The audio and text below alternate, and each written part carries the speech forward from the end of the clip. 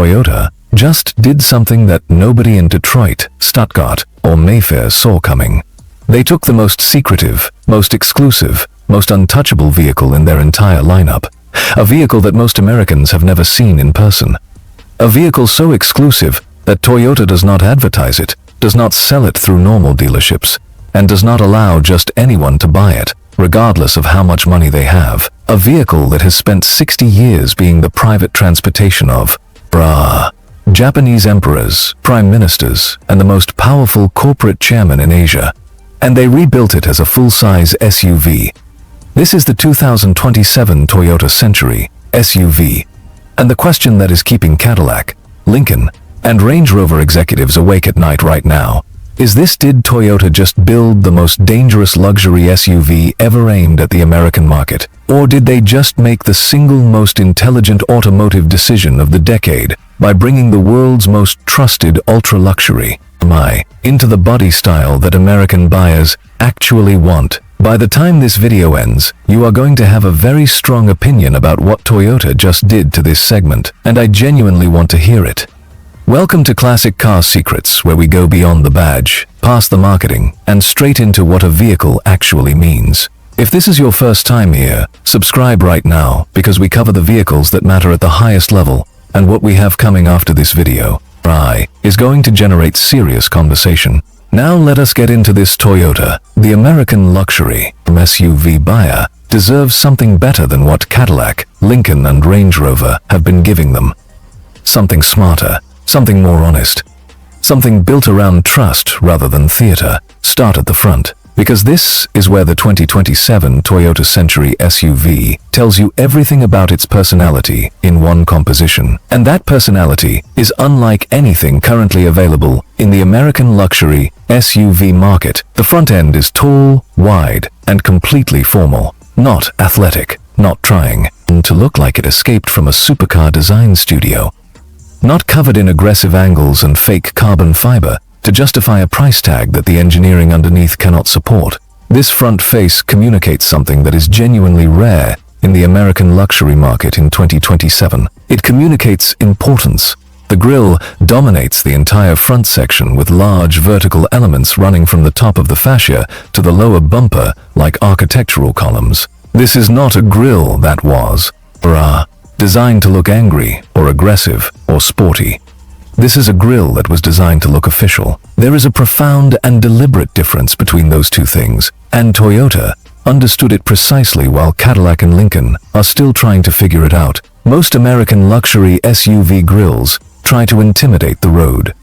This one presides over it. The black paint amplifies every element of the front face in a way that no other color could achieve. Reflections move across the hood, making the SUV feel heavy, expensive, and completely certain of itself. The rear is wide, upright, and controlled. It carries the same formal authority as the front, but delivers it with even more restraint. The horizontal light bar stretches the full width of the tailgate, connecting both tail lamps into one continuous illuminated graphic that emphasizes the width of the vehicle without creating visual drama for its own sake. The Toyota badge sits centered on the tailgate in bright chrome, not apologizing, not hiding. A Toyota badge on a vehicle that costs more than most people's houses, and wearing that badge with complete confidence. And then your eyes drop to the lower rear section. Quad exhaust outlets. 2 on each side. Real exhausts, properly sized, properly integrated. Not hidden to pretend this vehicle is purely comfort-focused, and not oversized to perform for people standing behind it at traffic lights. This detail communicates something important about how Toyota thinks about this vehicle. Underneath all the calm, all the wood trim, all the quilted leather, all the fold-out rear tables and executive seating and panoramic glass, there is a real drivetrain producing real power. Not theatrical power, not power that exists to make noise. Controlled power, delivered consistently over hundreds of thousands of miles, in the way that only Toyota has proven it can deliver. The rear stance is wide, planted, and formal. It has the kind of shape that makes people on American sidewalks wonder who is sitting in the back, and that is not accidental. The best executive vehicles do not just look impressive from the driver's seat, they look important from the outside, when someone else is being driven inside them.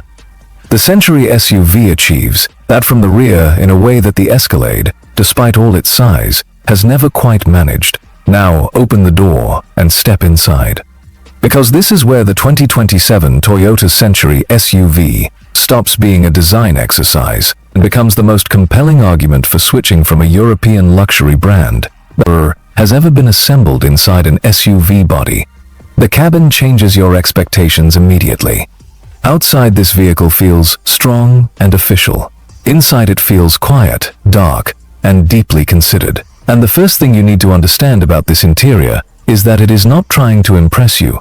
It is trying to calm you. This distinction is everything in the American luxury market right now. The Cadillac Escalade interior tries to impress you with scale and technology. The Lincoln Navigator interior tries to impress you with materials and ambient lighting.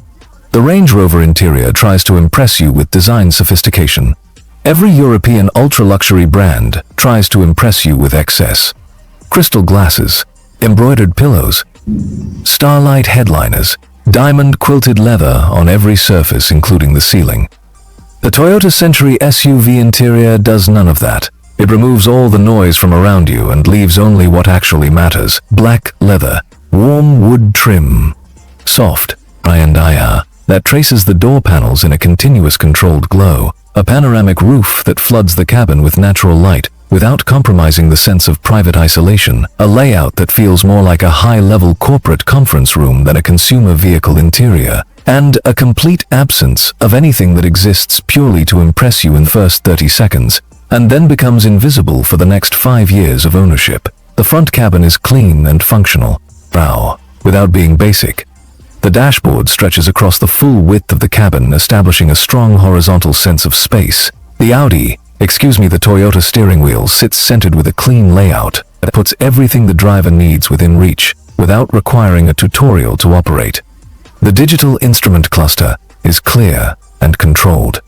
The central infotainment display is properly integrated into the dashboard architecture, rather than mounted on top of it as an afterthought. In the driver's seat, you still feel Land Cruiser underneath the Century refinement. The seating position is commanding. Visibility is wide. The body feels large but never confusing. You feel the structure. You feel the engineering. Now let us talk about what owning this vehicle actually costs in the American market. Because this is where the Toyota Century SUV becomes genuinely dangerous to every European luxury brand selling in the United States. The 2027 Toyota Century SUV should be positioned starting around $115,000 to $125,000 in the American market, with fully specified executive configurations reaching $135,000 to $145,000. Now, put those numbers against what you actually get from the competition at those price points in America. The Cadillac Escalade ESV starts around $85,000 and reaches $105,000 fully loaded. You get American presence, Cadillac technology, and the most recognizable luxury SUV nameplate in the country. But you also get GM reliability, GM service costs, and GM resale value. The Lincoln Navigator Black Label reaches $105,000 and delivers genuine comfort and strong value at that price. But Lincoln's long-term liability and resale value do not compete with Toyota's documented track record. The Range Rover starts at $110,000 and climbs past $200,000 in autobiography specification. Land Rover's reliability record in the American market is a documented liability that affects real-world ownership costs significantly. The number of Range Rover owners who have experienced unexpected repair bills within the first 3 years of ownership is not a rumor. It is a consistent pattern in American owner surveys that Land Rover has never credibly addressed.